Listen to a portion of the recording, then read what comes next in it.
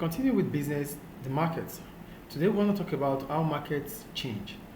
So market can change one through the size of the market. The size of the market can make the market to change. The nature of market can also make the market to change.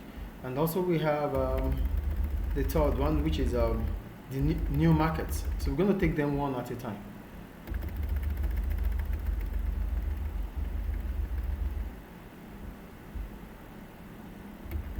How markets change. The size of some markets can remain quite stable over a period of time. For example,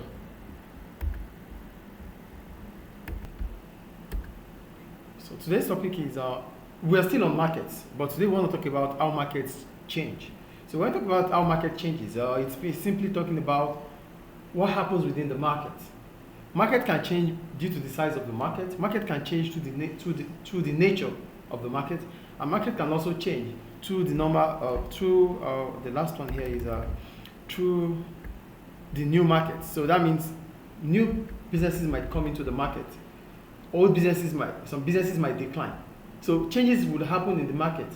Market cannot remain the same. That is the point there. So we're going to start with the size of market itself. So for the size of some markets can remain quite stable over a period of time. For example, the size of the milk market in the UK probably hasn't changed much for many years. This is because consumption of milk is fairly constant. So when we talk about the size of a market can remain the same for quite a number of time, or for quite a longer period of time. Why? Because the demand for goods in that market is still almost the same.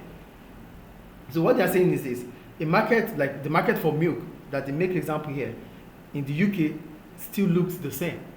So that means the consumption for milk is still almost the same from the past until now.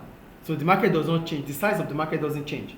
That is the point they are making there. So if the market continues to remain constant for over a period of time, it means the consumption in that market does not change for those period of time.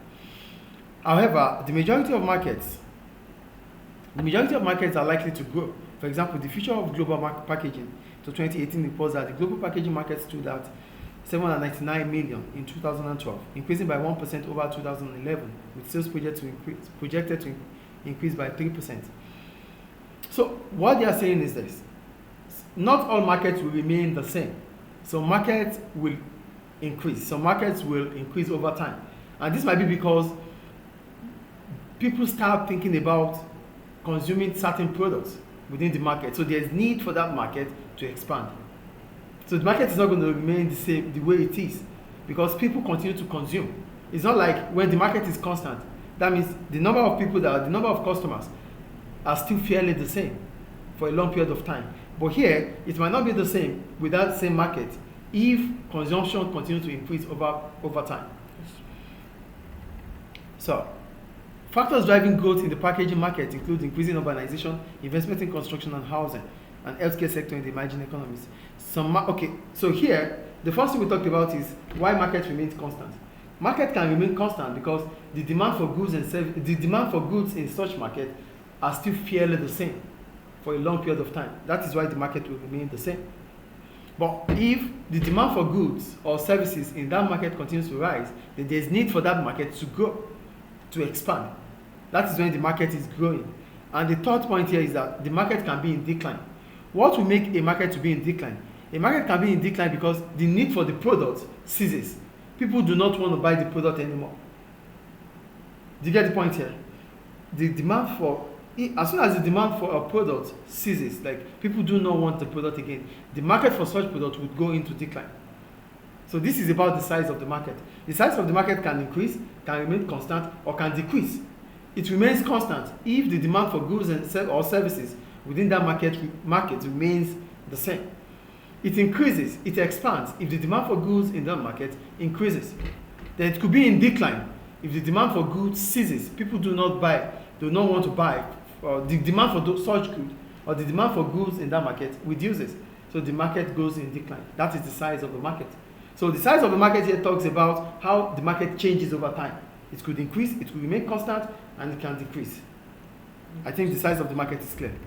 So is it clear, please? Yes. The next one is the nature of market itself. They said many markets are in a state of flux. When we talk about a state of flux, it means the structure of the market is bound to change over time. The market is structured in a way that changes are expected every now and then. That is flux. So this means the structure and the nature of the market is subject to constant change. It is also possible for consumer spending patterns to change. For example, significant changes are taking place in Indian market.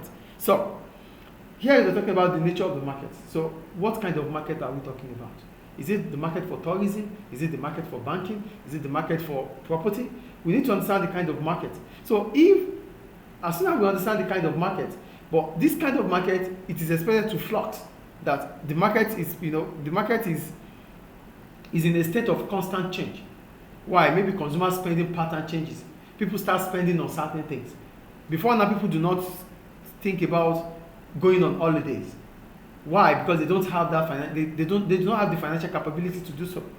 But maybe now there's gratification. Maybe now there is different benefits that allows their income level to increase.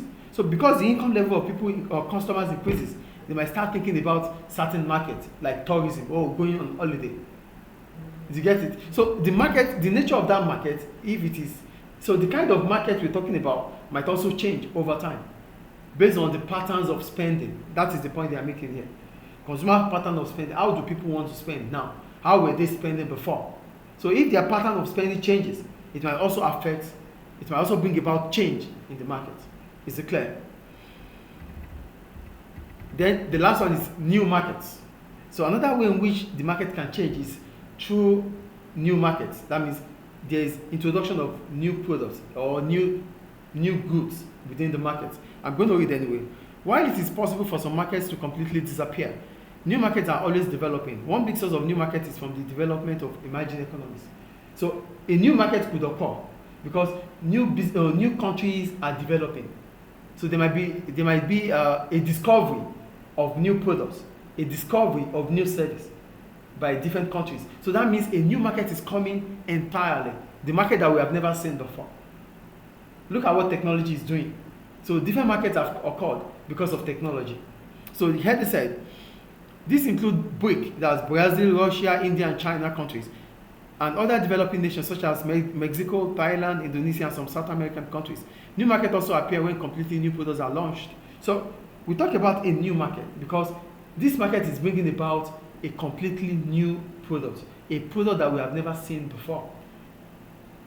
So because this new product is coming into existence, it means the market that we know has already changed. Do you get the point they're making here? So market will change due to the nature of the market. Market could change due to the size of the market. Market can also change if there is new market. A new market means a new product is launched. So these are the reasons why a market can change. Any question about it? No. Clear.